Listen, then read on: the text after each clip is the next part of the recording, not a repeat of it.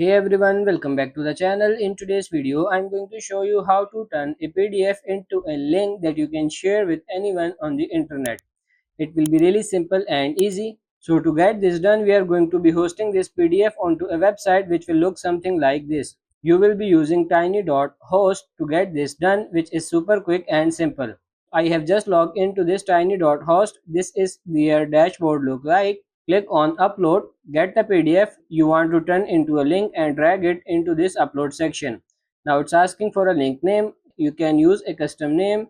I'm going to call it PDF, and there's a few extra settings you can add. You can add some restrictions like password protected or email. You can hide it from search engines or disable PDF downloads, but I won't worry about any of that. I'm just going to click publish in just a few seconds. This doesn't take long at all. Here is our link, and here is the PDF I just uploaded. You can see it's hosted on a website on its own, so we can go up to the link, and this is the link that we can share. So just copy that link and you can share it anyone or everywhere. So that's pretty much it for this video. That's how to create a link to a PDF document. I hope this video was helpful. If it is, like it and subscribe to the channel. Thank you.